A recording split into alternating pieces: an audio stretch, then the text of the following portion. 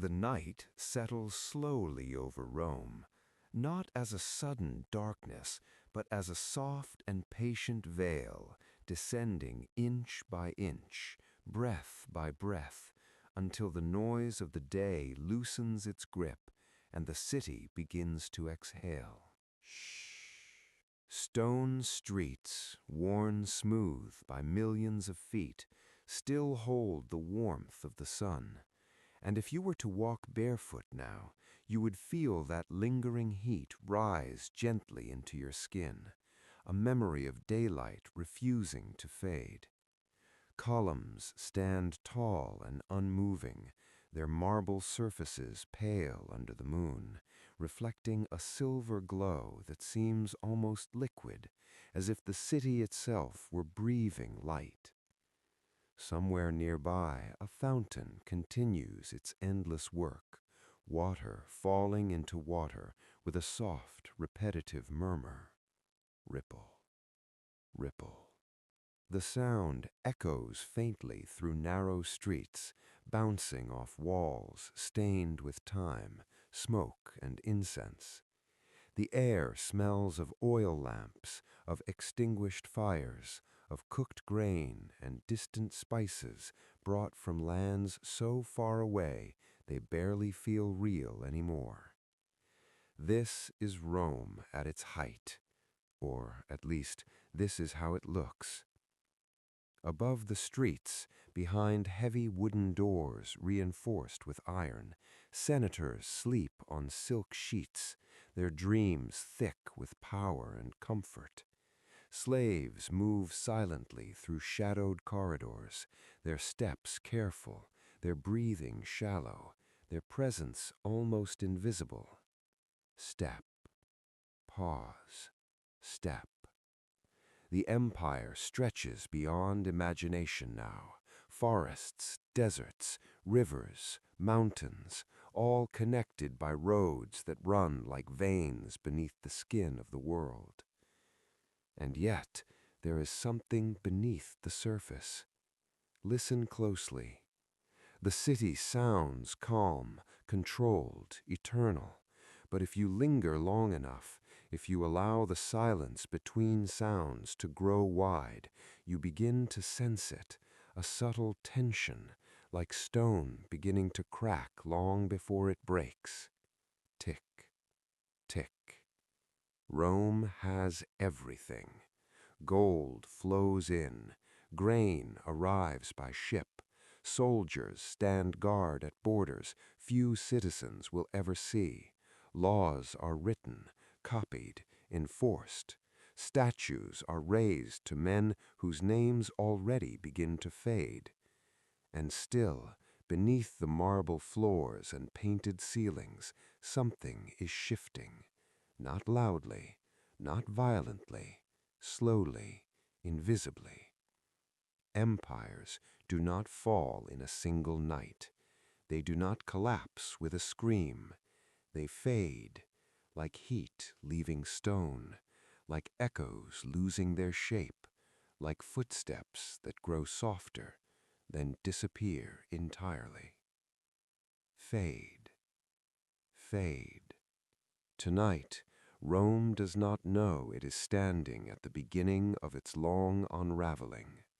Tonight, the city sleeps convinced of its own eternity, and that belief, calm, heavy, unquestioned, may be the most dangerous thing of all.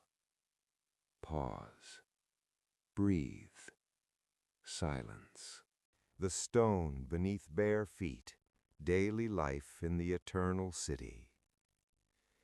Morning arrives in Rome without urgency, without announcement. There is no single moment when night ends and day begins.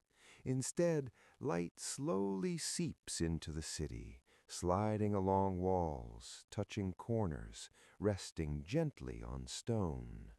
Shh. In the narrow streets, where buildings lean toward one another like old men sharing secrets, the air is cool and damp. Moisture clings to the stones underfoot, and each step slow, unhurried, meets a surface polished smooth by centuries of movement. Step, step.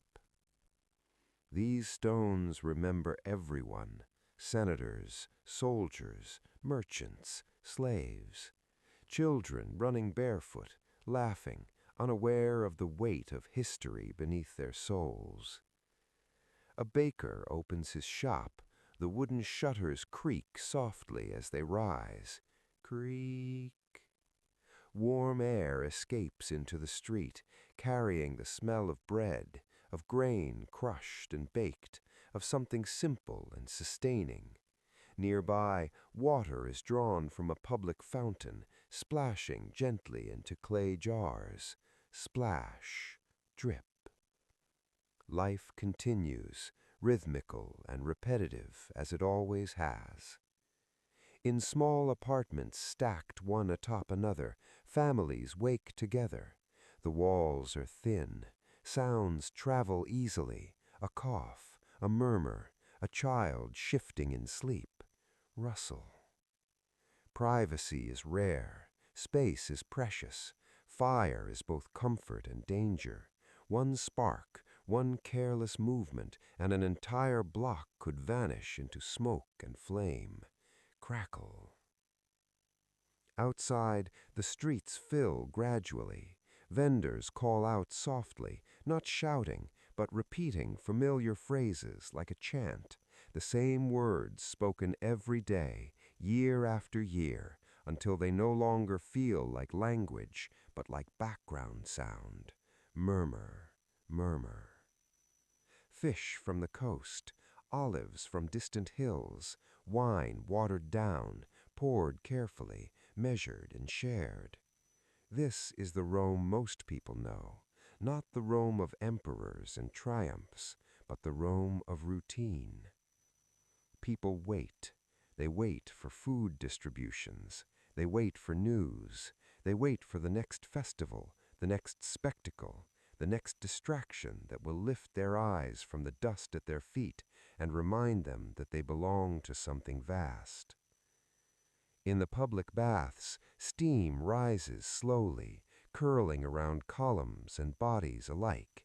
Hiss.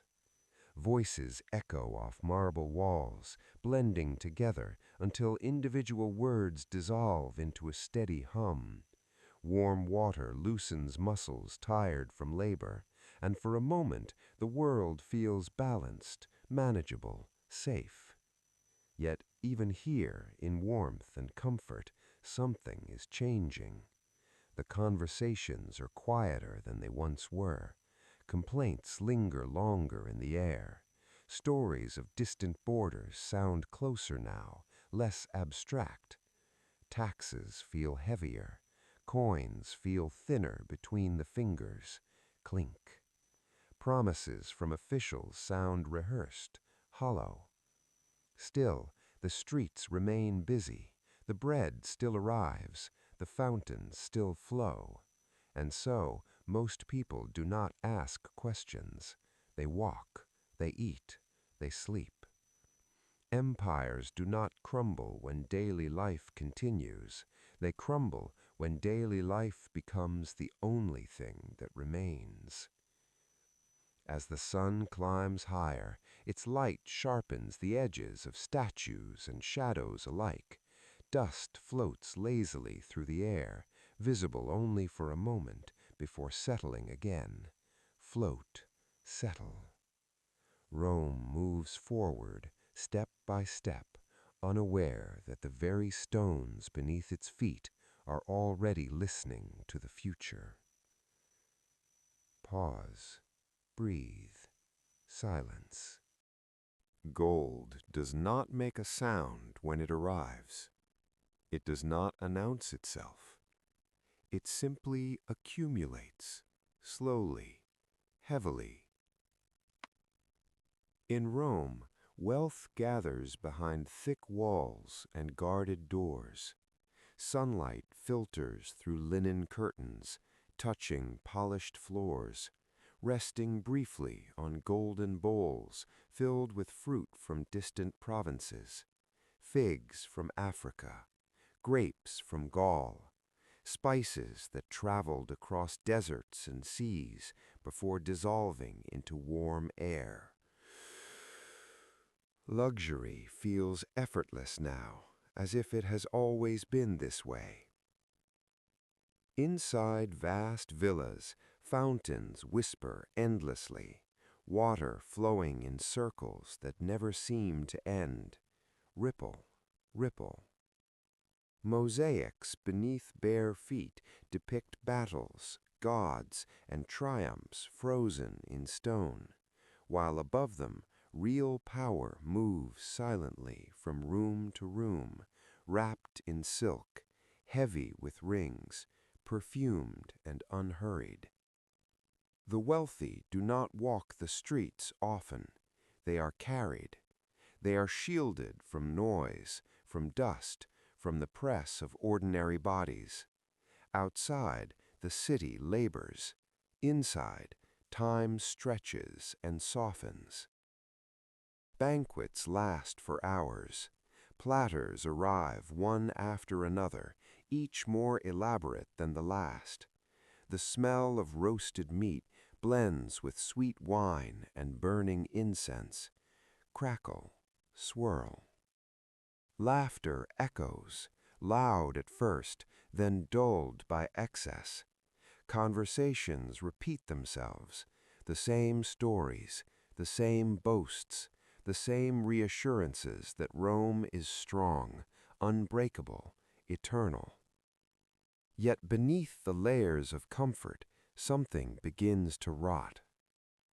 Gold changes the way people listen. It dulls urgency. It softens danger. When messengers arrive from the frontiers, their voices sound distant, almost impolite, interrupting meals, disturbing calm. Reports of unrest, of pressure along borders, of soldiers asking for more pay. These words float briefly through the room before sinking beneath the weight of cushions and wine. Sink.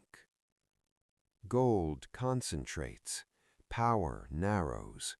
Those who have much begin to give less, not because they must, but because they can. Public duties become inconveniences. Civic responsibility becomes symbolic. Offices are bought, sold, traded like ornaments, stripped of meaning and weight. Coins still shine, but they are stretched thinner now. Metal mixed, edges worn smooth. Clink. The illusion remains, even as the substance fades. Outside the villas, the contrast grows sharper. The streets feel more crowded, the waiting lines longer, the patience of the crowd more fragile. Yet the distance between the marble halls and the dust below widens each year, each decision, each silent choice. Empires rarely collapse from poverty alone. They weaken when wealth stops circulating and begins to settle. Rome still glitters in the lamplight. Gold still catches the eye, but the weight of it presses down, bending the structure beneath. Creak. And no one at the table hears the sound. Bread and silence, the Roman crowd, and the loss of civic spirit. The crowd gathers before dawn, not in anger, not in excitement, but in quiet expectation. They stand shoulder to shoulder, wrapped in worn cloaks, feet shifting slowly against cold stone. Shuffle, shuffle. The air smells of dust, of damp wool, of last night's fire still breathing faintly beneath ash. This is the ritual of waiting. Hands fold and unfold. Eyes remain lowered. Voices stay low, careful not to rise above the dull hum of many breaths moving together. Exhale. Inhale. Soon bread will arrive. For generations, this exchange has defined the relationship between the city and its people. Grain flows in from distant fields, from lands conquered long ago, harvested by hands that will never touch Rome's stones. In return, the crowd remains calm, fed, quiet. There was a time when the Roman citizens stood taller, when participation mattered, when debate filled public spaces, sharp and loud and alive. Echo. But now the forum feels different. Speeches are shorter, applause is weaker, decisions are announced, not discussed. The people listen, but they no longer speak. As bread is distributed, loaves pass from hand to hand, still warm, still comforting. Thud. Pass. The smell briefly lifts spirits, softens worry. Hunger recedes. For a moment, everything feels manageable again. And that moment is enough. Entertainment replaces engagement. Games distract from questions. Chariots race, gladiators bleed. The crowd roars, then falls silent again, emptied and satisfied. Roar. Hush. Emotion is spent in the arena, not in the streets. Responsibility drifts upward, away from the many, into the hands of the few. Voting loses meaning. Offices become distant. Power becomes abstract, faceless, untouchable. People adapt. They learn to survive by staying small, by staying quiet, by focusing on the next meal, the next spectacle, the next night's sleep. The empire continues, but its heart beats slower now. Civic spirit does not vanish in rebellion. It fades through comfort, through routine, through silence. As the crowd disperses, crumbs scatter across the stone, trampled into dust. Crunch. The sun rises higher, warming faces that no longer look toward the future, only toward the next distribution.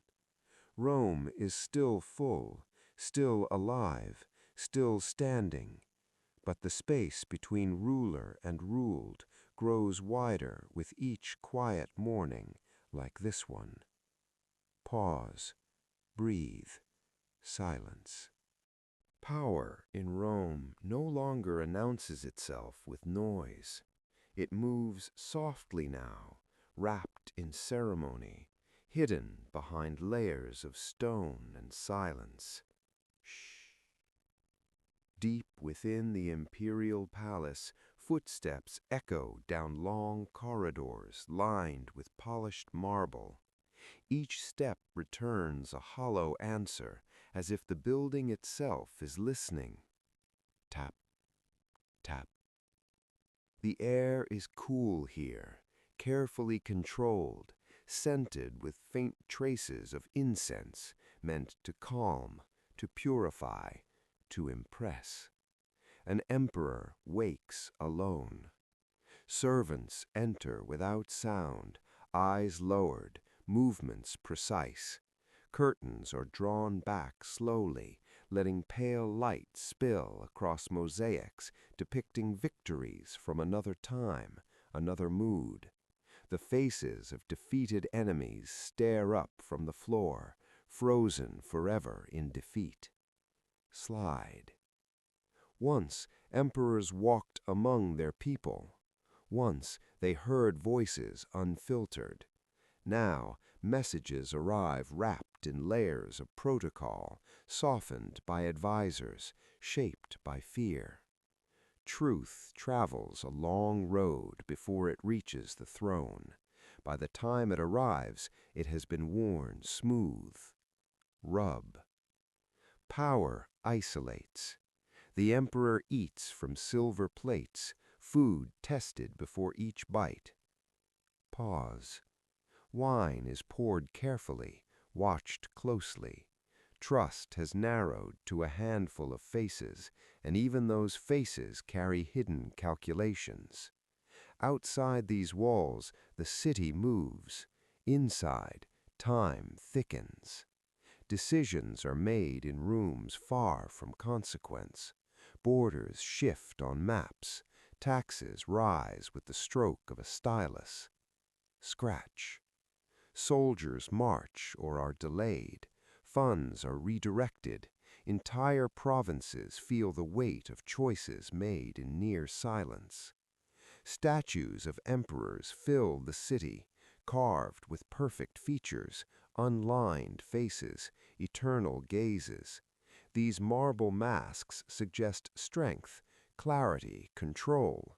But behind them, the human reality is fragile. Aging bodies, anxious minds, endless pressure to appear invincible. Isolation grows not from arrogance alone, but from fear. Fear of betrayal, fear of weakness, fear of listening too closely. The palace becomes a world apart, sealed off from dust, from hunger, from unrest.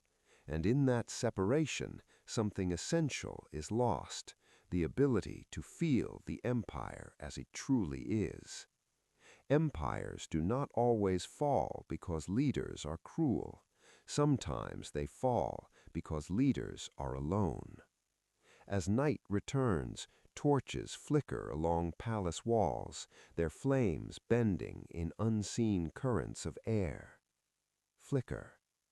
Shadows stretch and overlap, distorting faces carved in stone. Power remains, authority endures, but understanding begins to fade. Pause. Breathe. Silence. The roads of Rome never truly sleep. Even at night, even in silence, they carry weight of footsteps remembered, of wheels long gone, of messages still moving through darkness. Roll, roll. They stretch outward from the city like spokes from a wheel, straight and unwavering, cutting through forests, fields, hills, and mountains. Stone laid upon stone, fitted so tightly that time itself struggles to pull them apart. If you kneel and touch them, the surface is cold, firm, unyielding. Touch. These roads are Rome's greatest triumph, and quietly they become its burden. Messages travel endlessly now. Orders leave the city and echo across the world, taking weeks, months, sometimes seasons to arrive. By the time a response returns, the moment has already passed, the situation already changed. Delay. Distance stretches authority thin. In distant provinces, governors rule in the emperor's name, but far from his presence. They hear Rome only through parchment and seals, through instructions that arrive too late or not at all. Decisions are made locally, loyalties shift subtly, power drifts away from the center like heat escaping stone. Fade. The empire grows, not because it must, but because it always has. Each new border demands defense. Each new road requires maintenance. Each new city adds mouths to feed, soldiers to pay, officials to oversee. The map looks impressive. The reality feels heavy. Along the edges, forts stand watch, their fires burning through long nights. Crackle. Soldiers listen to unfamiliar winds, hear languages they do not understand, feel the distance from home pressing into their bones. Supply lines stretch thin, reinforcements arrive slowly, pay is delayed. The roads still hold, but the effort to keep everything connected begins to drain the core. Rome spends more energy maintaining itself than shaping its future. An empire without limits forgets how to rest. As dawn approaches, mist rises from the stones, softening their sharp lines. Rise.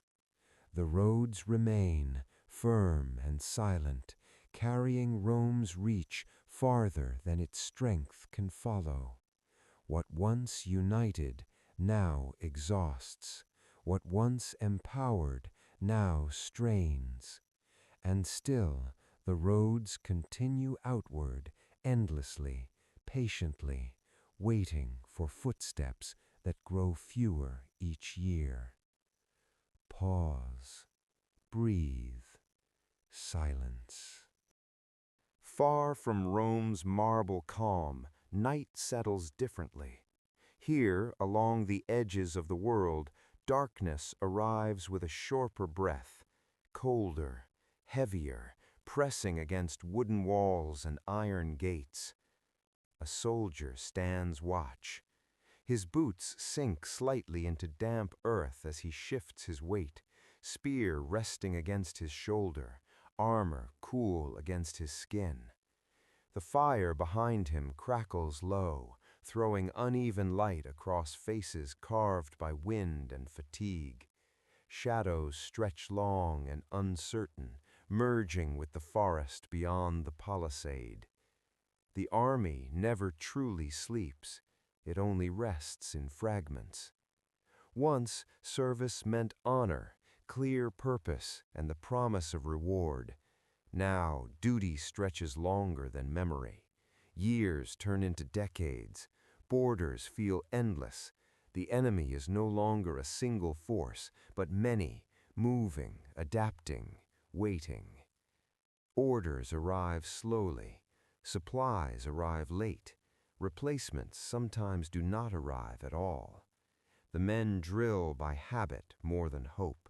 Movements repeat, precise and practiced, even as muscles ache and joints stiffen. Pay is diluted. Citizenship is promised, then delayed. Veterans are settled on land that no longer yields as it once did. The army changes. More recruits come from the provinces now, from beyond the old heart of Rome. They wear the armor well enough, speak the commands clearly enough, but their loyalty is shaped by necessity, not identity.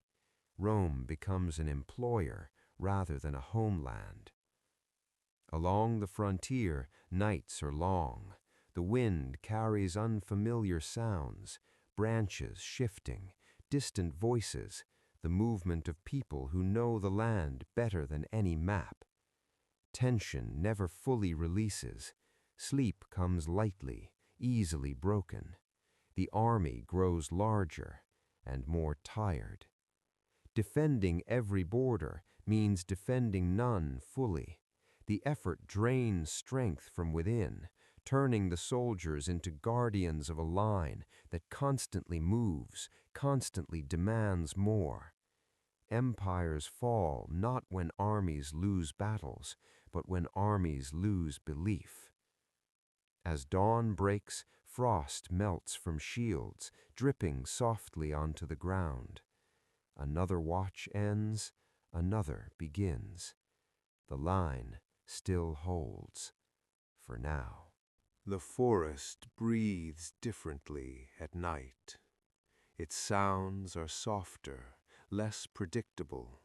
Leaves brushing against bark, branches bending under unseen weight. Rustle, snap.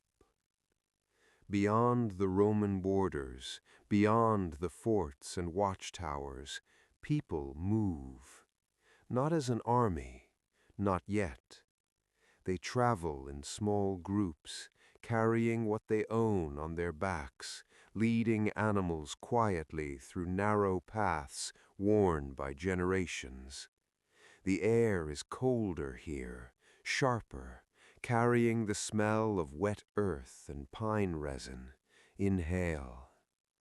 Fires are kept low, hidden, their smoke guided carefully away by practiced hands.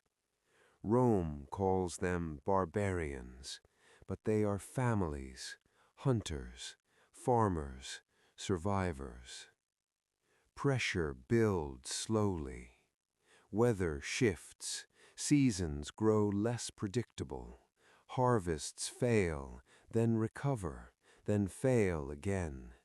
Rivers change their habits, flooding some lands while leaving others dry and cracked. Drip, crack. What once sustained no longer does. Movement begins not from desire, but from necessity. At the edges of the empire, Roman soldiers hear new sounds at night, distant voices, unfamiliar rhythms of footsteps, the lowing of animals moving through darkness, murmur, step. Reports are sent, notes are made, warnings are softened, delayed, misplaced. The empire has seen migrants before. It expects them to arrive slowly, to ask permission, to be absorbed. But this movement feels different. It comes in waves, quiet, persistent. Some groups approach the borders seeking refuge, offering service, land, loyalty. Others test defenses, watching, learning, retreating before full engagement. They observe Rome's patterns, its delays, its weaknesses. Observe. Rome responds cautiously, inconsistently. One governor welcomes, another resists, another negotiates poorly. There is no single voice now, no clear policy, only fragmented reactions stretched across great distances. What begins as migration becomes pressure. What feels manageable becomes constant. The word invasion has not yet found its shape, but the night listens and remembers. As mist rises along the border rivers, it blurs the line between inside and outside. Rise, blur. The frontier, once sharp and defined, begins to soften, and Rome, still confident in stone and law, does not yet hear the quiet shift beneath its feet. Pause, breathe, silence. In the markets of Rome, coins clink softly against worn wooden counters. Clink, clink. Their sound should comfort, signaling trade, exchange, and abundance. Yet something has changed. The weight is lighter. The metal wears thin. The shimmer dulls under constant handling. Merchants lift coins and measure them with eyes narrowed, hands trembling slightly, because each payment carries less than before. Prices inch upward slowly, almost imperceptibly at first. Shuffle, murmur. Bread costs more, wine costs more. Even water drawn from the public fountains is exchanged with subtle hesitation. Rome's economy is vast, flowing like the Tiber itself, reaching provinces, cities, and distant farms. But the river is widening while its current slows. Coins multiply in number, but not in value. Metal is mixed, standards erode, inflation creeps silently into every transaction. The wealthy, insulated by their stores of gold, barely notice. They continue lavish banquets, distant from the shifting burdens of daily trade. Yet for the ordinary citizen, the effect is immediate and subtle. Fewer olives per loaf, smaller pieces of fish, rationed oil, the faint pressure of scarcity pressing down like warm stone on bare shoulders. Press, sigh. Tax collectors arrive quietly, their ledgers filled with scribbles and calculations no one can fully verify. Scratch, scratch. They demand what is due, adjusting for the shifting value of coins. A citizen complies, often silently, weary from years of giving and taking, receiving and losing. Trade routes, once seamless and predictable, now falter under the strain. Caravans delay, pack animals tire, storms destroy shipments. Every disruption weighs more heavily on the treasury and on the population alike. Creak, groan, ripple. Rome is a city of contrasts. Streets lined with marble villas display wealth unchanging, while the crowd below watches prices creep higher, their steps slowed by the invisible pressure of economic imbalance. Money was supposed to unite the empire. Now it fractures attention, patience, and trust. Coins that feel lighter are more than a matter of metal.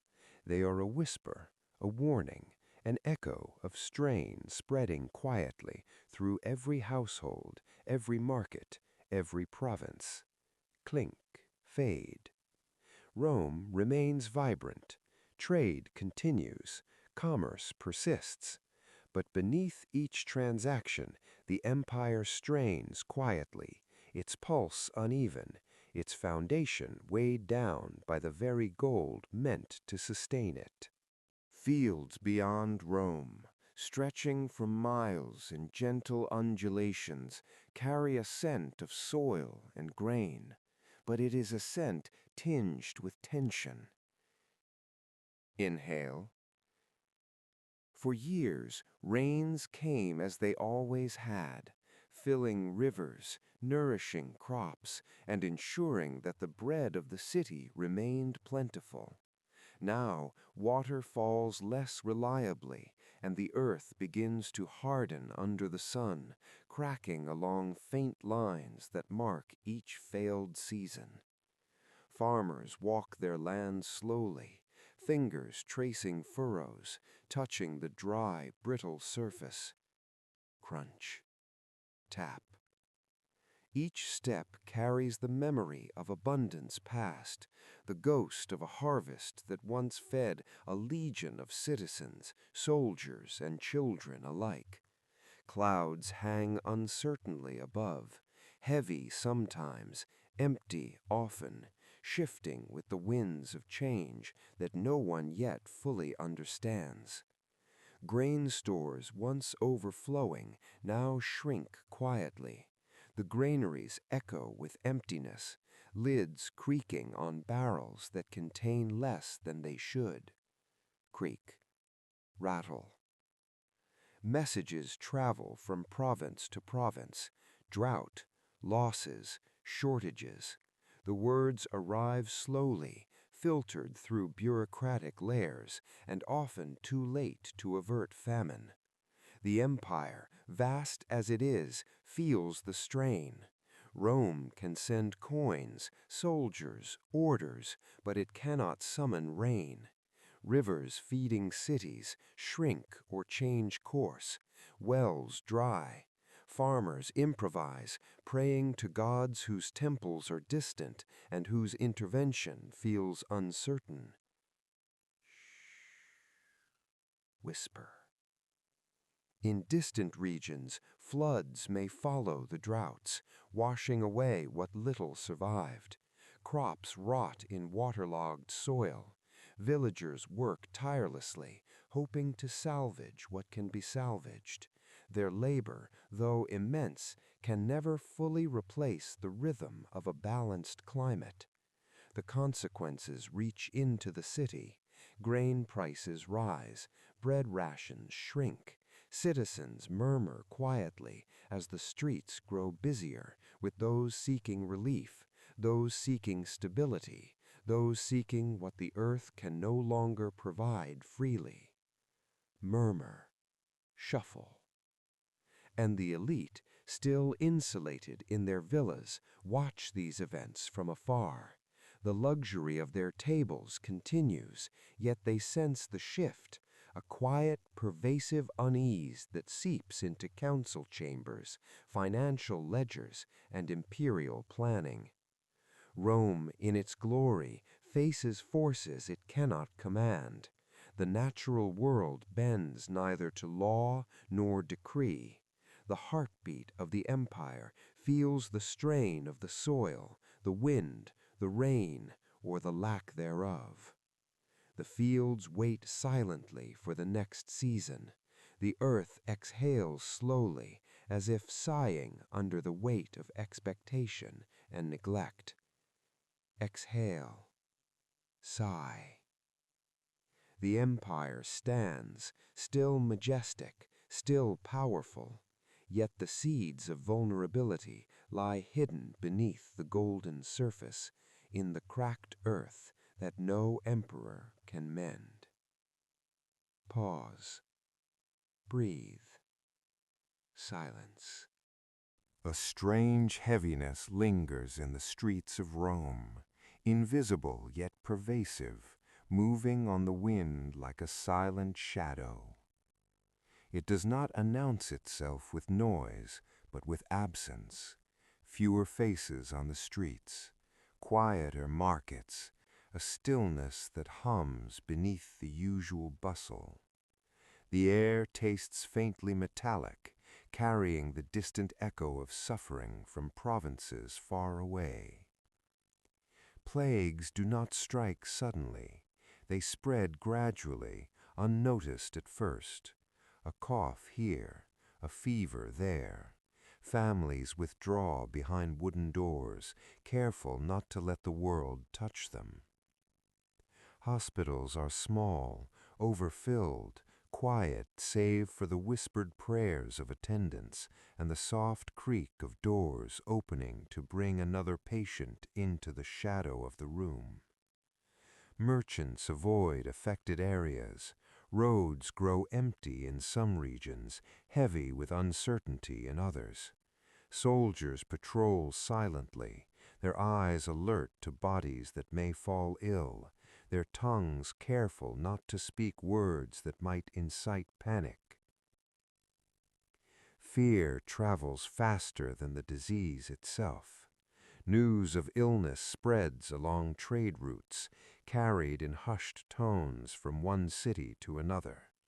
Families barricade themselves, traders hesitate, governors debate endlessly how to protect their citizens without disrupting the fragile flow of grain, gold, and information. The city itself seems to breathe differently.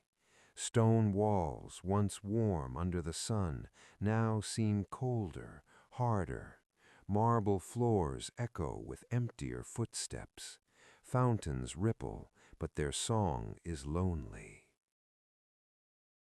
Every sound is amplified, every cough, every sigh, every creak of timber a reminder of the fragility beneath Rome's splendor. The wealthy retreat into villas, sealing themselves behind doors, calling for attendants who are themselves hesitant. Their luxury cannot shield them fully. Even gold cannot buy immunity. The empire's wealth is powerless against this quiet predator. Citizens who once crowded the streets now move in careful patterns, touching nothing they do not need, avoiding contact, whispering in corners. Markets still exist, yet they feel like shadows of themselves, a pale imitation of the abundance of years past. Plagues do more than kill the body.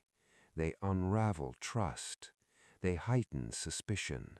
They expose weakness. Rome continues. The Senate debates. The emperors plan. Soldiers march, yet beneath the order, uncertainty grows, slow and patient, like water seeping into cracks in stone. Silence spreads alongside the coughs. Fear moves through the city in waves. The empire breathes differently now. Pause, breathe, silence. Within the Senate, the air is heavy with incense, dust, and expectation. Shh. Inhale. Marble columns rise like sentinels, their surfaces cold to the touch, etched with history and forgotten names. Senators gather, their togas whispering softly as they shift, the fabric brushing against marble floors. Rustle, shuffle. Voices rise slowly, carefully, measured in tune and cadence. Each word carries weight, yet is softened by layers of diplomacy, by fear, by ambition. Arguments circle endlessly. Repetition becomes rhythm. Consensus feels like a distant echo, rarely achieved, easily undone. Murmur, echo. Corruption seeps quietly into these halls. Bribes pass unseen. Promises are made in subtle gestures. Coins exchanged behind closed doors. Influence sold in whispers that dissolve before reaching ears meant to judge. Click, slide. Every motion is deliberate, calculated, cloaked in civility. Outside the Senate, the city waits, its streets full yet impatient. Messages sent from these chambers carry delay, nuance lost in translation, urgency diluted by pride and politics. Citizens rarely witness the machinery that governs their lives. They see outcomes, not the slow processes that created them. Tap, scrape. Decisions are debated over trivialities and grand gestures alike. Laws are proposed, amended, postponed. Ambition drives some, fear restrains others. What is urgent is often ignored. What is minor is amplified. Rustle, scribble. Meanwhile, factions form quietly. Loyalty shifts with the wind. Senators weigh alliances carefully, each vote a silent negotiation of future advantage. The empire's stability depends less on wisdom than on timing, influence, and subtle control. Yet even in this carefully orchestrated theater, the Senate feels the tremors of a larger world. Grain shortages, border unrest, plagues and migration all filter upward, arriving as whispers and fragmented reports. Some senators heed them, others dismiss them, absorbed in rhetoric and personal gain. The machinery of governance moves, but it moves slower than the currents pressing against the empire. Rome remains proud, eloquent, formal, yet increasingly out of step with the realities pressing at its edges. Shuffle, echo, sigh. In these halls, time stretches, decisions linger, power persists, but the pulse of Rome slows imperceptibly. Marble watches silently, inscriptions timeless, voices fade into rhythm and repetition.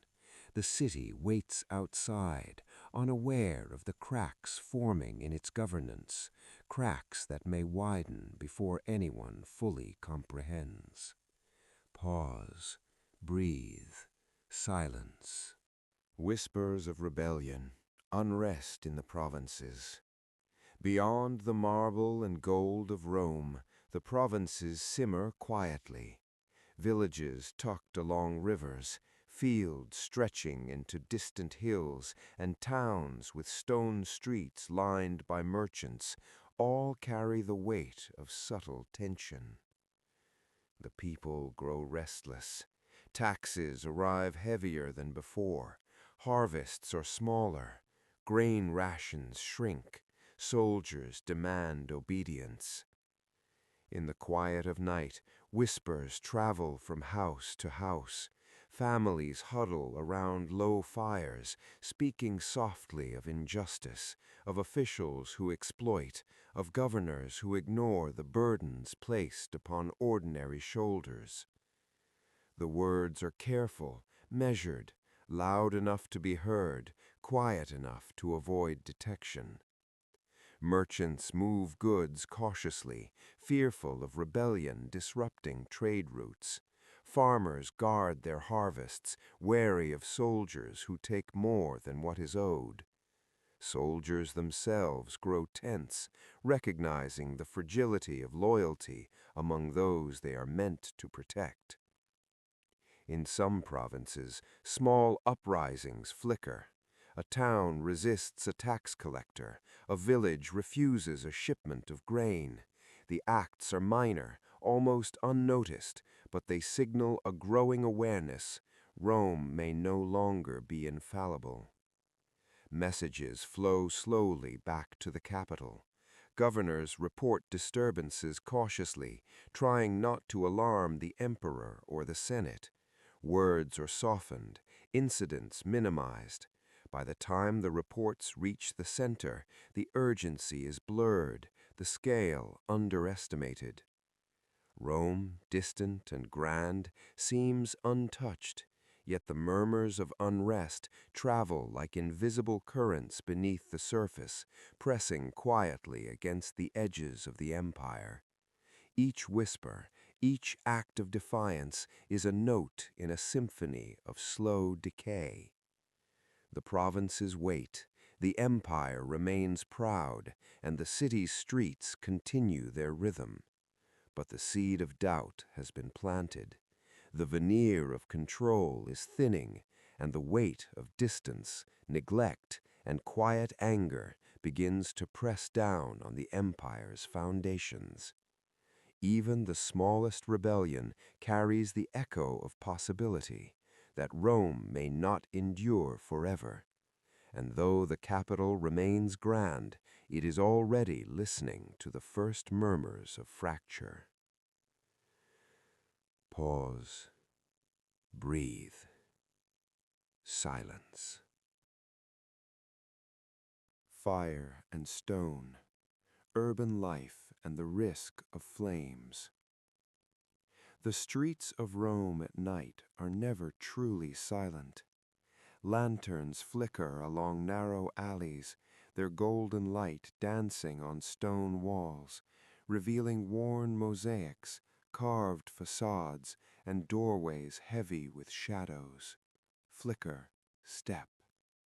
Smoke rises faintly from ovens, mingling with the cool night air.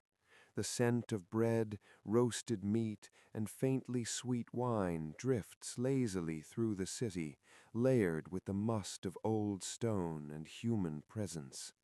Inhale, exhale. Children sleep in cramped quarters, while families whisper quietly of tomorrow's tasks, of work, of hope. Yet Rome is always close to fire. Timber, straw, oil, all accumulate in dense neighborhoods, pressed together by centuries of expansion. The slightest spark can spread rapidly. Hearths and lamps, though carefully managed, threaten chaos with the softest flicker. Pop, crackle. Watchmen patrol rooftops and streets, their torches casting long, shifting shadows. They move deliberately, listening for unusual sounds, smelling for smoke, feeling for the heat that might signal disaster. Tap, shuffle, sniff. The city sleeps under their careful vigilance, yet vigilance is never enough. Fire does not announce itself politely. It spreads quickly, consuming walls, market stalls, and homes with equal indifference.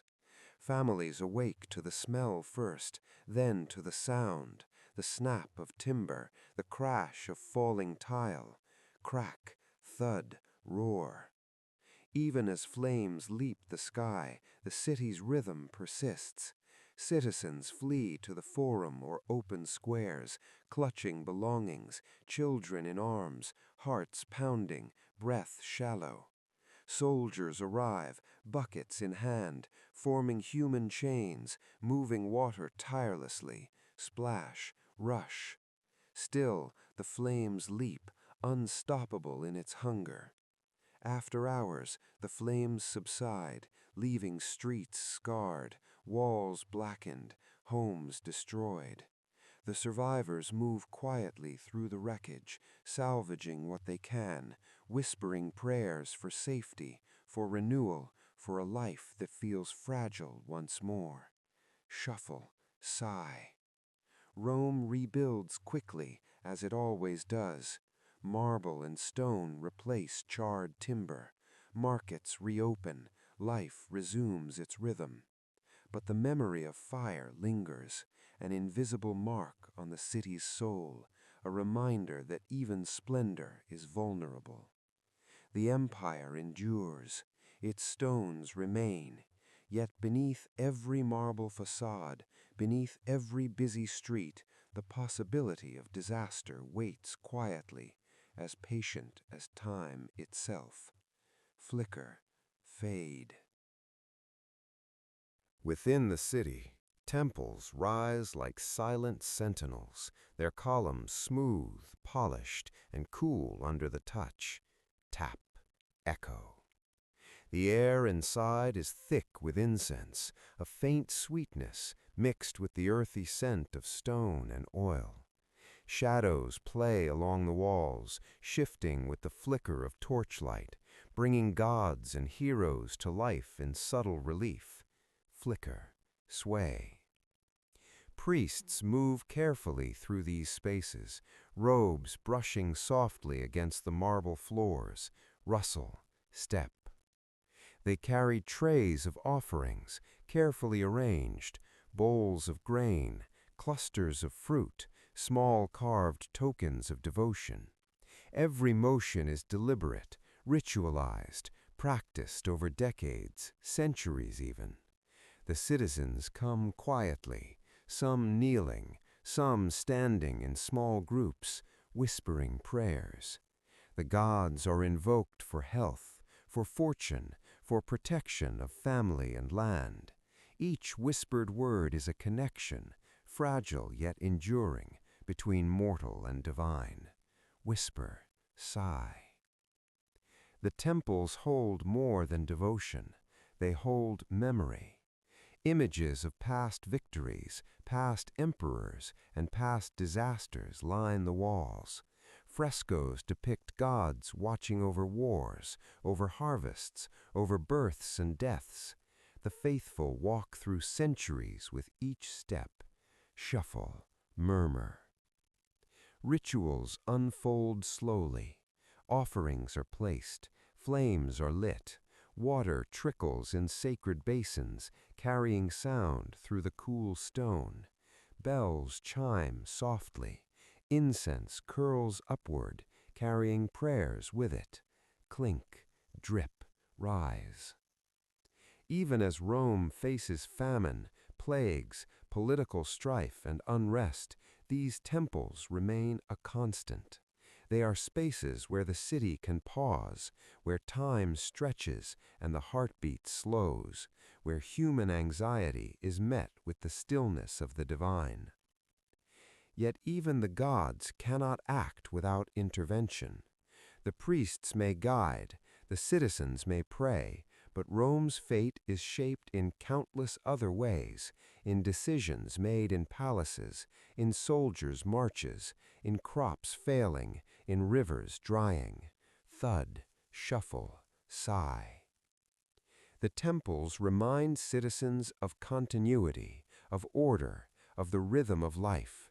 But the rhythm of the world is not always aligned with the rhythm of prayer, and so the faithful leave, carrying their devotion into streets that continue moving, carrying their hopes into an empire that strains quietly beneath the weight of its own grandeur. Fade, sigh, pause, breathe, silence. In Rome, messages are born in quiet chambers where scribes dip quills into ink and press them carefully against soft parchment. Scratch, dip, scratch. The smell of ink mixes with the must of old libraries, the faint scent of beeswax from sealed letters, and the soft warmth of candlelight flickering along wooden desks. Each stroke is deliberate, measured, permanent.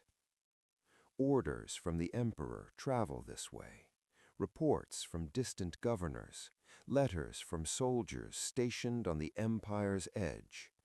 Each contains vital information, each carries authority, each will move slowly across the vast expanse of Rome's dominion. Fold, seal, press. The wax seals click softly as they close the messages, imprinted with symbols of power, of legitimacy. A seal broken too soon could mean disaster.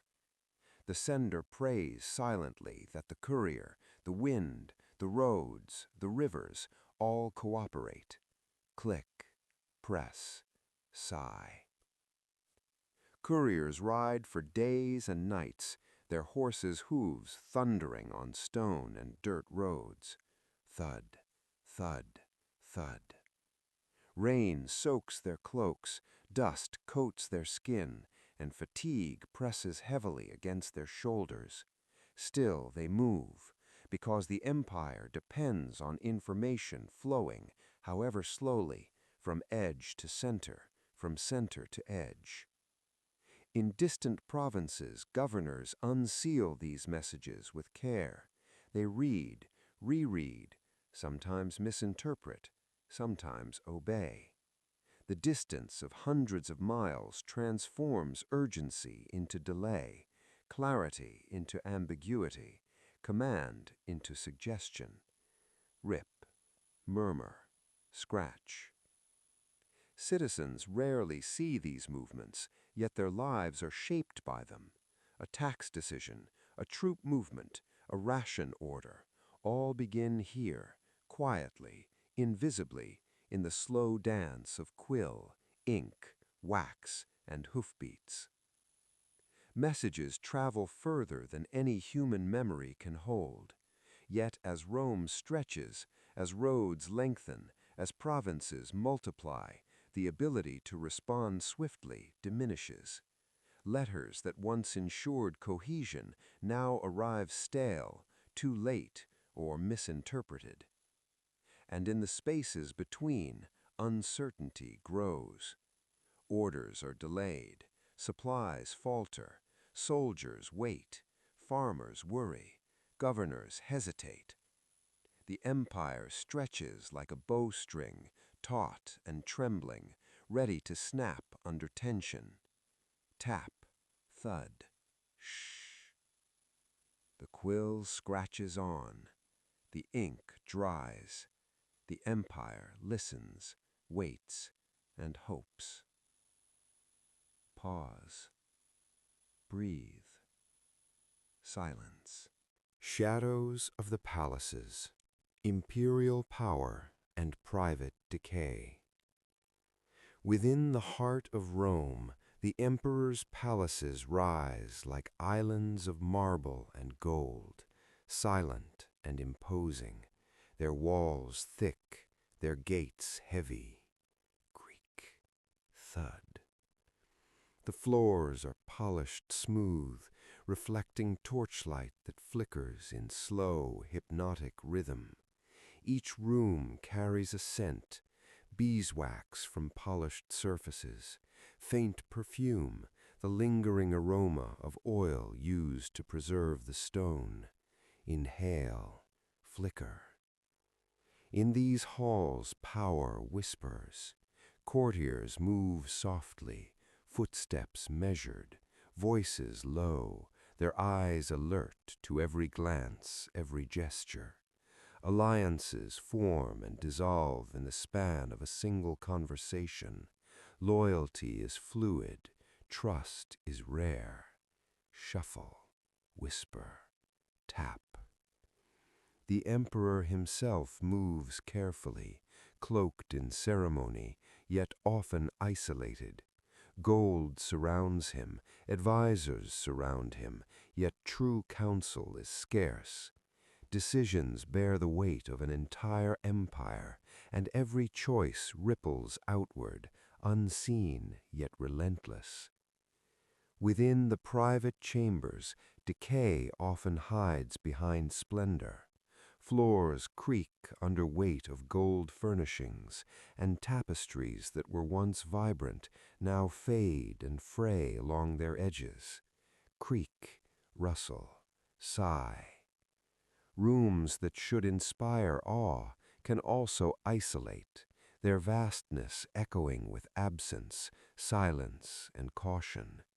Even the most lavish banquet cannot fill the hollows of uncertainty that plague the powerful. The sounds of the city barely reach these walls. A distant clatter of carts, faint cries from markets, a stray dog barking, all softened by marble and stone. Yet the emperor knows the edges of the empire press quietly against the palace walls, unseen, persistent, distant, echo, murmur. Reports arrive, misaligned, incomplete, delayed. Governors' letters hint at unrest. Soldiers' movements are slow, uncertain. Grain shortages, plagues, and migration whisper threats. Decisions must be made in isolation, with only fragments of reality to guide action. Rustle, scribble, sigh. Even power is vulnerable to the passage of time. Walls can protect, armies can guard, but uncertainty, fatigue, and decay seep quietly in. A palace is magnificent, yet it cannot command rain, harvest, or loyalty. Its grandeur is a fragile mask, hiding the pressures that tug at the empire's foundation. Tap, echo, fade. The emperor walks corridors alone. The fire flickers. Marble cools under his touch. The pulse of Rome beats outside, relentless and demanding.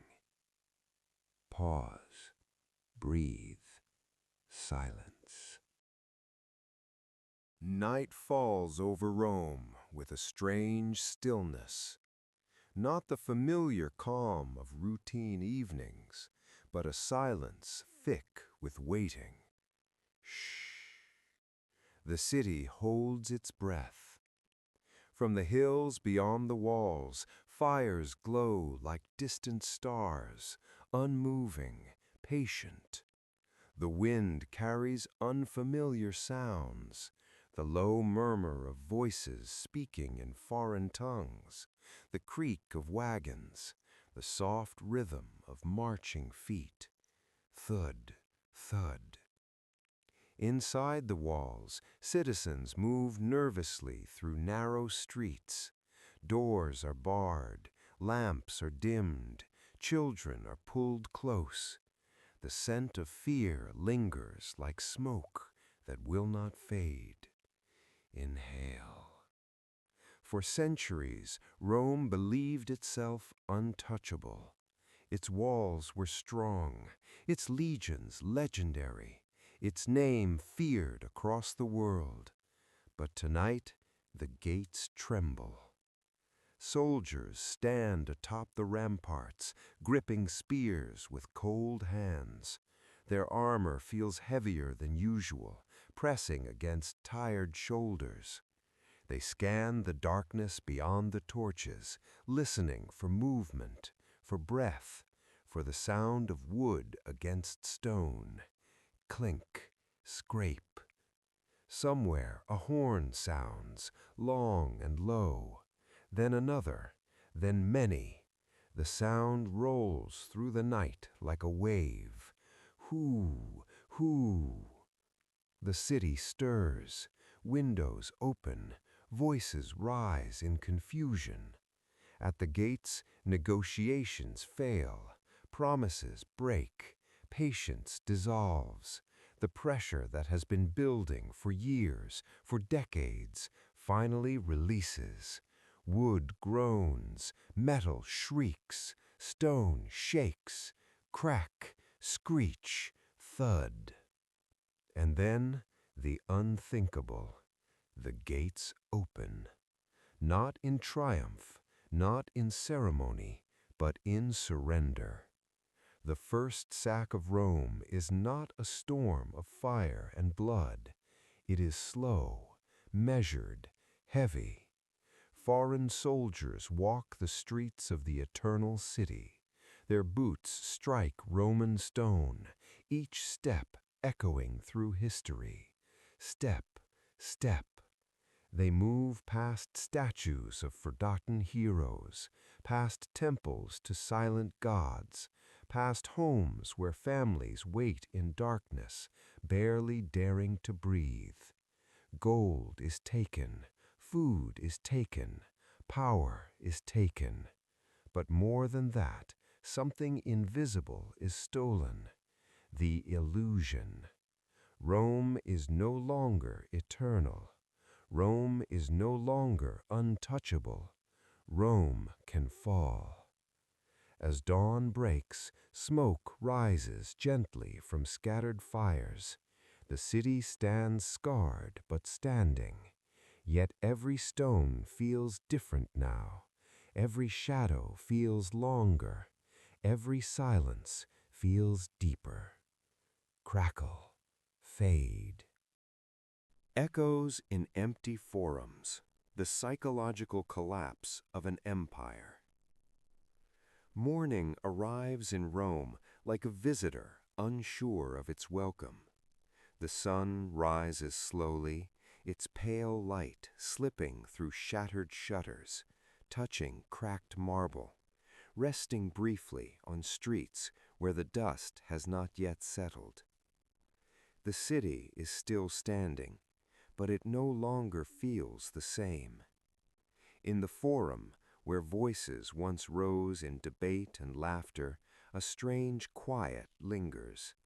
Footsteps echo too clearly now, bouncing off columns that have watched centuries pass without ever witnessing such silence. Merchants reopen their stalls, but their movements are careful, restrained, as if the stones beneath them might remember what happened during the night. Citizens move differently now. They look over their shoulders. They lower their voices. They walk faster. The sack did not destroy Rome's walls. It did not burn every temple. It did not erase every street. But it broke something deeper. For generations, Romans believed they were protected by destiny itself, that their city was chosen, that their empire was guided by gods, by history, by the very structure of the world. The sack shattered that belief with the soft, irreversible sound of falling certainty. In homes across the city, families sit quietly around cold hearths. Bread is shared in silence. Children ask questions their parents cannot answer. Elders stare into space, remembering a Rome that no longer exists. Fear moves through the streets like a second wind, invisible, persistent, unavoidable. The emperor still rules, the Senate still meets, the laws still stand, yet something has shifted inside the collective mind of the empire. People no longer speak of eternity, they speak of survival. They no longer ask, how great is Rome? They ask, How long will Rome last? In the marketplaces, prices rise again. In the temples, prayers grow quieter. In the barracks, soldiers sharpen blades with a new urgency. Scrape, scrape. The empire continues, but it now moves under the shadow of its own vulnerability. Empires fall first in the mind, long before the walls crumble, long before the armies fail. As evening returns, lanterns glow softly along the streets. Their light feels weaker now, as if even fire has lost confidence. Flicker. Rome endures, but it no longer believes in itself. And that belief, once lost, is never fully recovered. Pause. Breathe. Silence. Far from the broken gates of Rome, the provinces awaken beneath pale skies and drifting mist. Fields stretch outward in quiet patience, their soil dark with dew, their furrows remembering countless seasons of labor. Here, the news arrives slowly. A trader pauses at a village well, lowering his voice. A courier rests beside a road, dust on his cloak, breath unsteady. A governor breaks the seal of a letter with hands that hesitate just a moment too long. Rome has been entered. The words travel from mouth to mouth, changing shape as they go. Some say the city has fallen. Others say it stands wounded. All agree on one thing: the world has shifted. In small towns, people gather near temples and markets, whispering beneath open skies. The empire feels distant now, like a story told by grandparents, like a dream remembered after waking. Farmers return to their fields because the earth does not wait for politics. Grain must still be sown, water must still be drawn, children must still be fed. Life continues, yet something has changed in the rhythm. Soldiers stationed in these regions stand straighter, more alert. Their armor catches the morning light, dull but determined. Clink, step. They know the borders are no longer abstract lines on a map. They are thresholds. Merchants begin to travel in larger groups. Caravans grow heavier with guards and caution. The roads feel longer. Nights feel colder. Fires burn brighter against the dark. Crackle. Some provincial cities strengthen their walls. Others negotiate quietly with nearby tribes. Governors balance loyalty to Rome with the reality of survival, weighing obedience against pragmatism. Rome is still the center of the world, but it no longer feels like the center of safety. In taverns and courtyards, elders tell stories of old victories, of legions that once marched unchallenged, of emperors who ruled with unshakable authority. The young listen with eyes wide, trying to imagine a Rome that felt invincible. Listen. The provinces endure because they must. They adapt because survival demands it. The empire no longer feels eternal, but life, slow and stubborn, continues. As the sun climbs, mist lifts from the fields. Birds rise into open sky. The world breathes forward, carrying Rome with it, wounded, uncertain, but still standing. Pause. Breathe. Silence. The eastern eye, Constantinople, watches in silence. Far to the east, where the sea breathes against stone and the wind carries salt into narrow streets, another Rome stands. Not born of ancient legend, but shaped from strategy and survival. Constantinople rises where continents meet, its walls thick, its harbors deep, its towers always watching. Here, the empire does not feel old, it feels alert. Ships glide into the Golden Horn, their sails folding slowly as they drift toward the docks. Flap, creak. Merchants unload silk from distant lands, spices that stain the air with warmth, and grain that smells of sun and open fields. Coins change hands, heavier, more trusted. The rhythm of trade hums steadily, unbroken by the shock that rippled through the Western heart. News arrives, of course. A messenger kneels before officials in candlelit halls. Wax seals crack. Parchment is unrolled. Rip. Rome has been entered. Faces remain calm. Eyes narrow slightly. Calculations begin.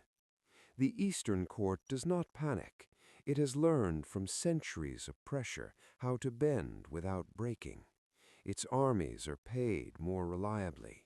Its walls are stronger. Its cities better supplied. Where the West struggles under the weight of distance and decay, the East tightens its grip on survival. Here, gold still flows, grain still arrives, diplomacy moves as quickly as armies. Yet even in Constantinople, the silence grows heavier. Officials walk marble corridors, their sandals tapping softly against polished floors. Tap, tap. They speak in measured tones, aware that the Western Empire's weakness may soon become their burden. Refugees will come, borders will shift, new threats will test old defenses. The Eastern Empire watches the West like a mirror reflecting an unwanted future. Rome was once the model, now it is the warning. As dusk settles over the Bosphorus, lanterns glow along the harbor. The sea darkens. The city listens to the water moving against its walls. Ripple. Constantinople remains strong, but it knows strength must be guarded, renewed, defended without rest. The empire is no longer one body. It is two minds sharing a single memory, and one of them is fading. A city of ghosts. Rome after the fall.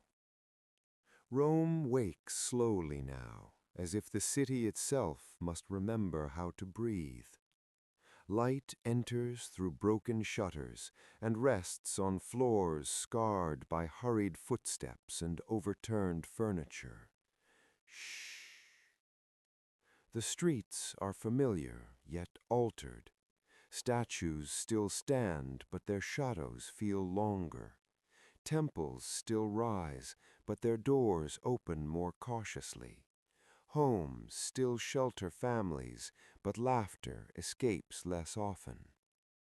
In the forum, pigeons circle above empty stalls. Feathers drift down and settle on cold marble. Flutter. Where crowds once gathered to argue, to celebrate, to protest, only a few figures move now, their sandals tracing hesitant paths across stone that remembers better days.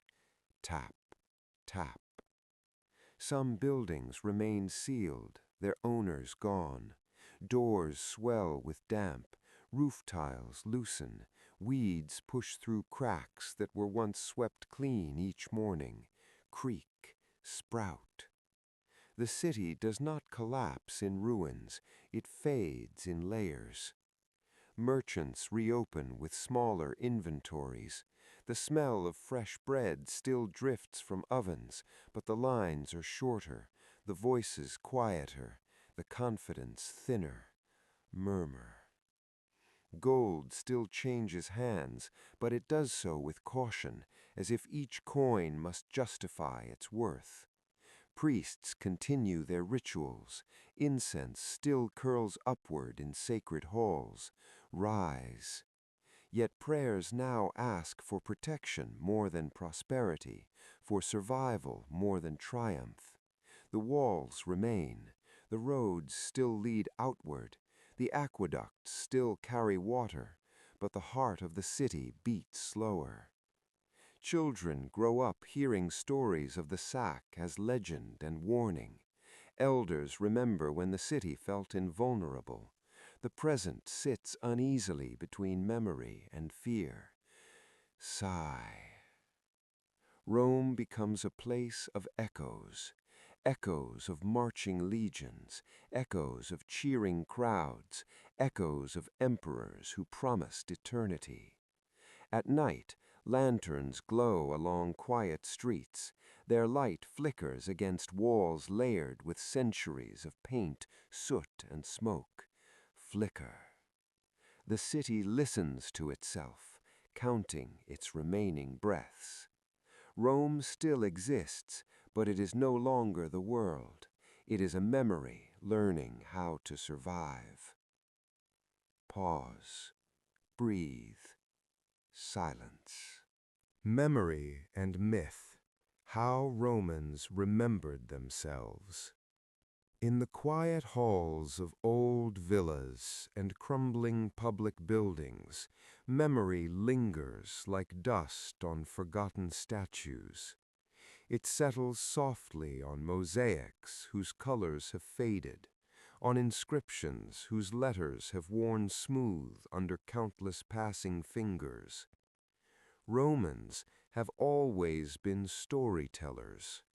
They tell stories of Romulus and Remus raised by a wolf beneath open skies. They tell stories of republic and conquest, of triumphal marches and golden ages. They tell stories of emperors who ruled the world and cities that bowed before their banners. Now these stories take on a different weight. They are no longer promises, they are reminders. In small homes, families gather near low fires.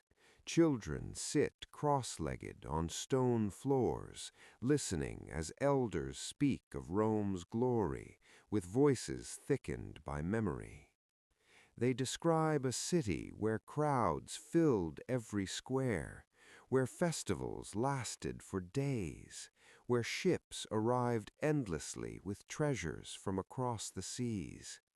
The children listen, wide-eyed, trying to imagine a Rome larger than the one they know. Statues still line the streets, but their faces feel distant now, belonging to another time. Triumph arches still rise above roads where fewer processions pass. The past stands tall, watching the present move carefully beneath it. Memory becomes shelter.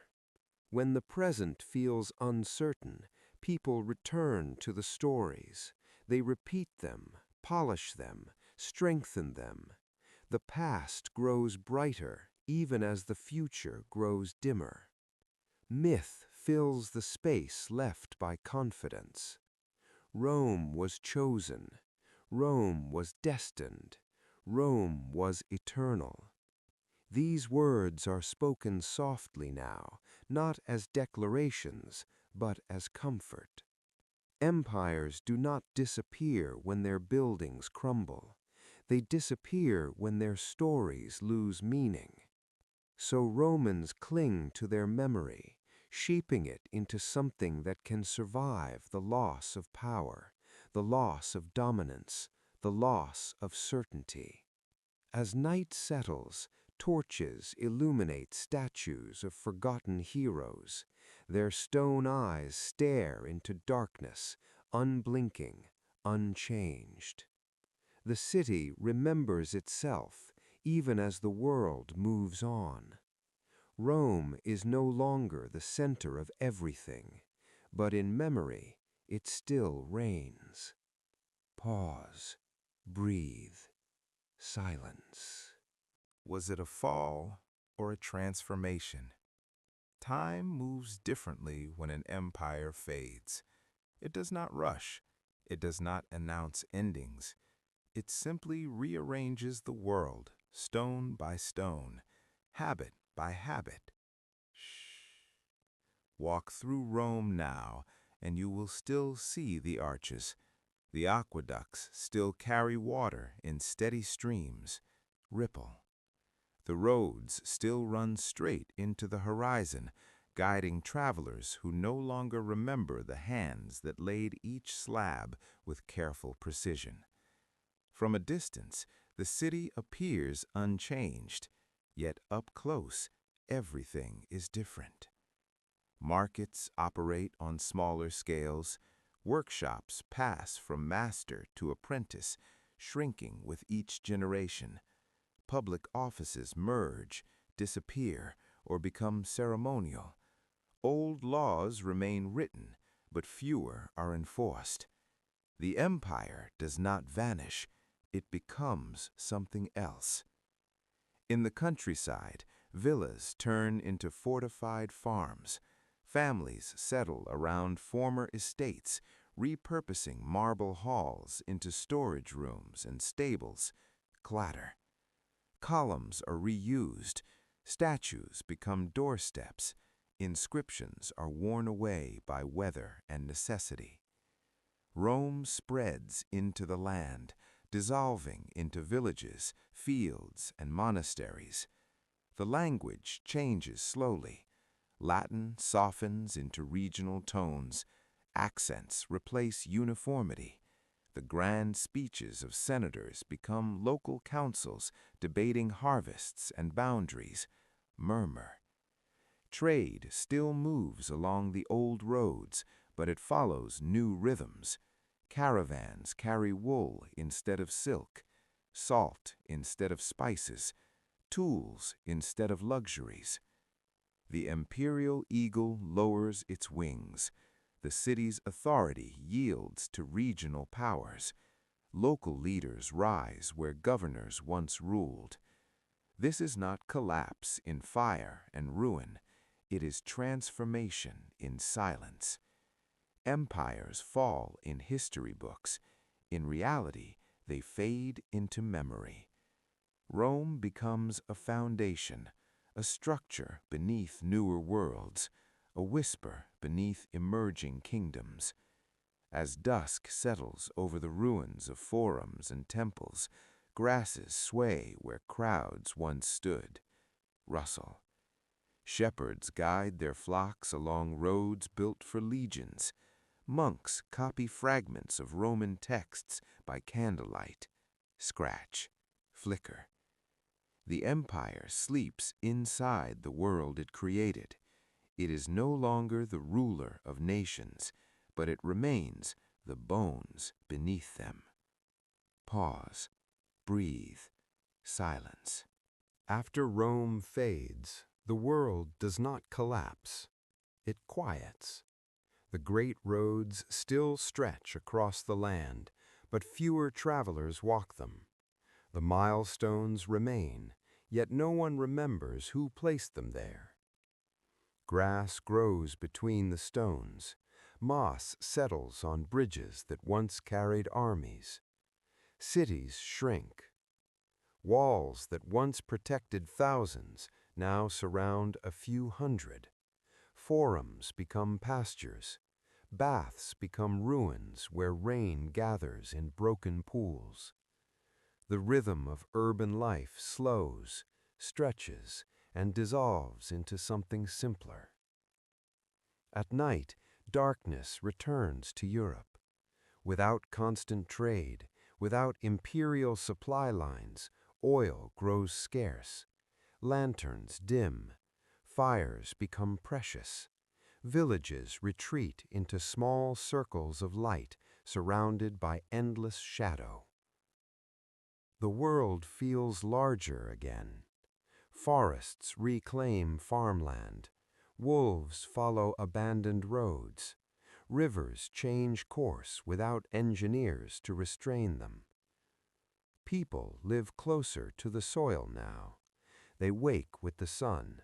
They sleep with the dark. They measure time by seasons, not by emperors. Old Roman villas become fortresses. Temples become churches. Statues lose their names. Yet Rome is not gone. It sleeps beneath the surface. In monasteries, monks copy fragments of Roman knowledge, preserving letters they barely understand. The words of senators, philosophers, and engineers survive as whispers on parchment. The empire dreams. It dreams in stone foundations beneath new cities, in laws adapted by new kings, in languages shaped by Latin bones. Europe enters a long night, not of ignorance, but of transformation, a night where old worlds fade so new ones can grow. And somewhere, beneath ivy-covered arches and broken aqueducts, Rome waits, not to rise again, but to be remembered. Time does not erase Rome. It writes over it.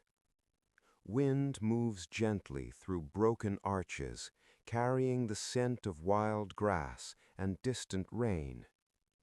Dust settles on carved capitals, filling the grooves of letters once cut by steady hands. Stone remembers even when people forget. Travelers pause among the ruins. They touch walls that once held up empires. They walk roads that once carried history. They rest beside columns that once framed the center of the world. And slowly, quietly, they learn. They learn that greatness leaves traces. They learn that power is temporary. They learn that even the strongest structures bend beneath the weight of time.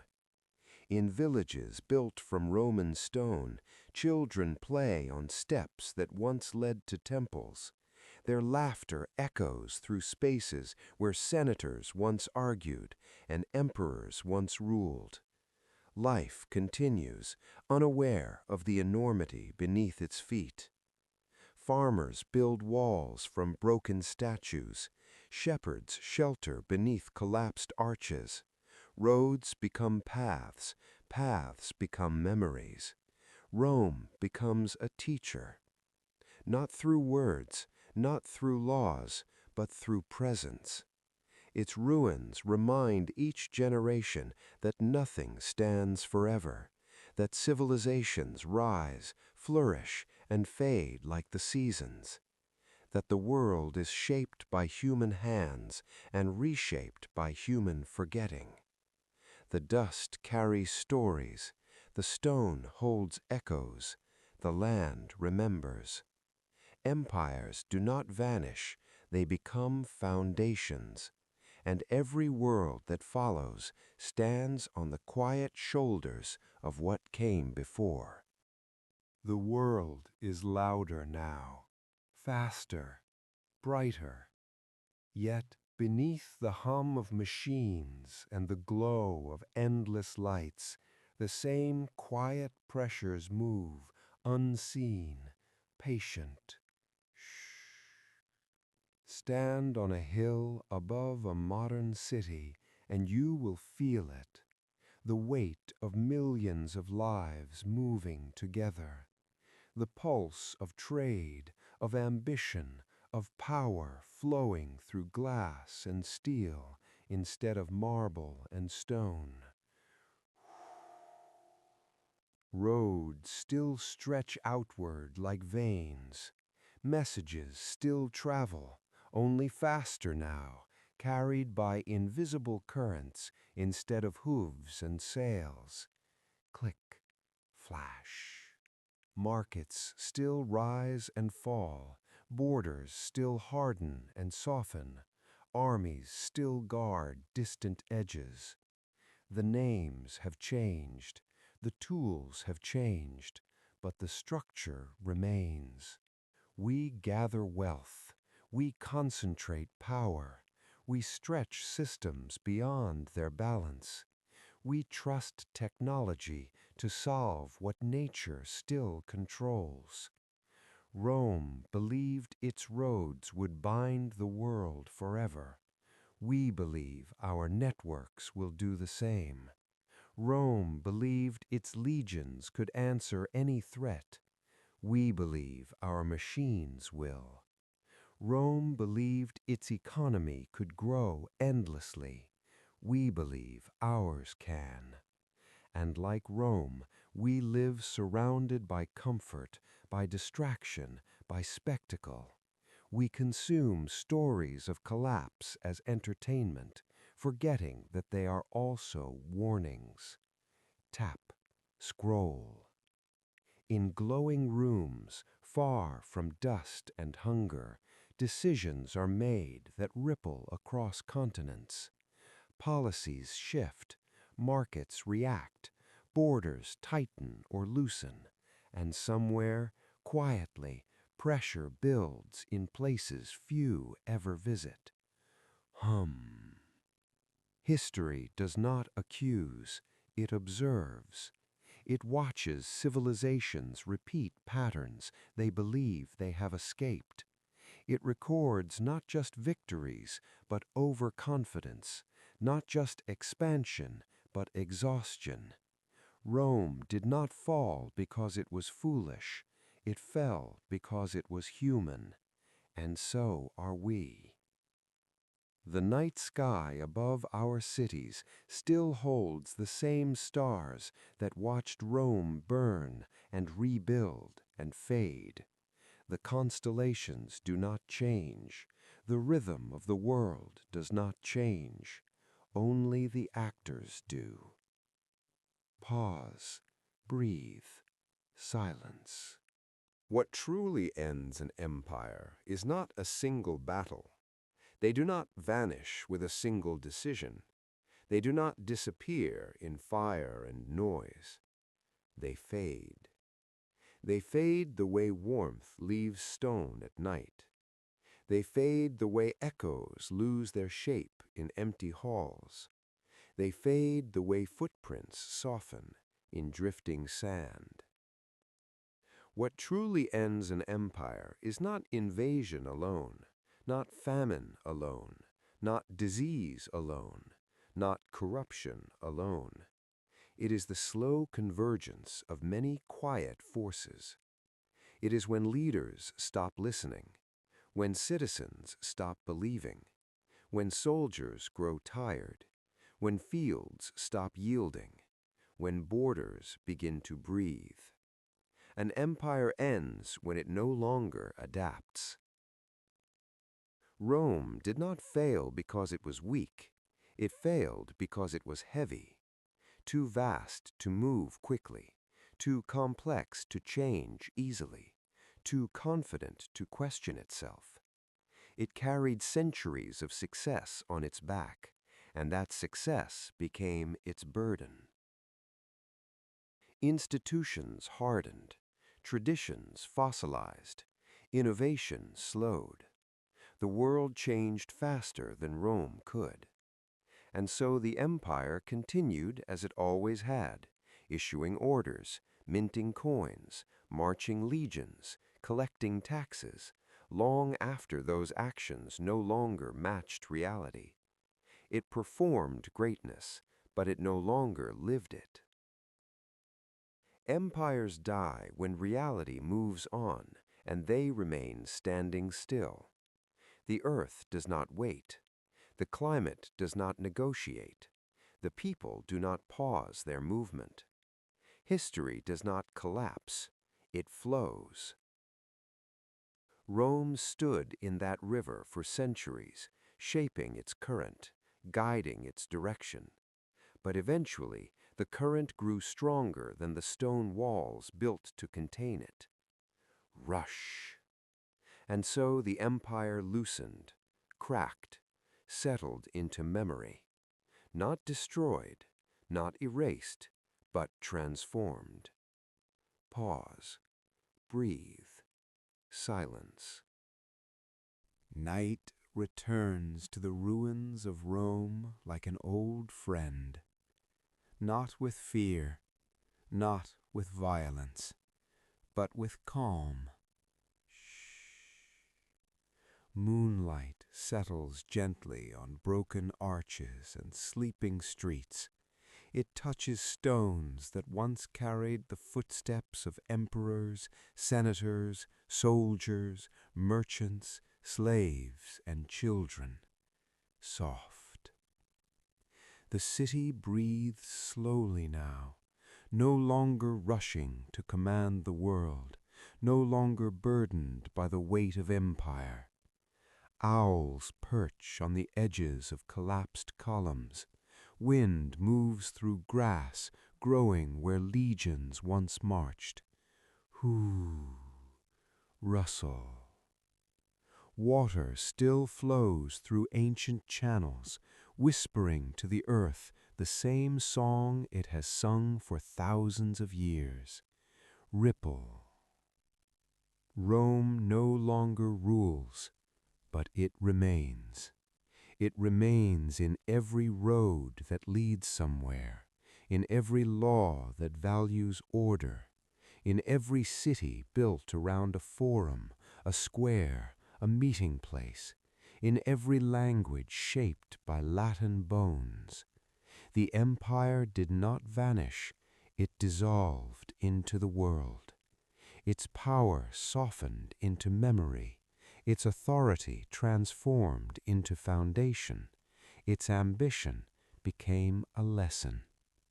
And so the night holds Rome gently now. No banners, no trumpets, no marching boots.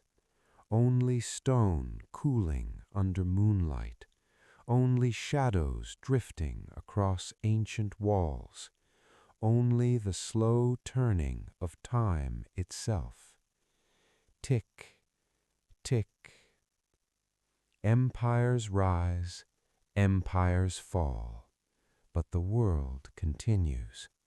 And somewhere beneath modern cities, beneath highways and towers, beneath glowing screens and humming machines, Rome still sleeps, not as a ruler, but as a witness, a reminder, a whisper, a story the earth will never forget.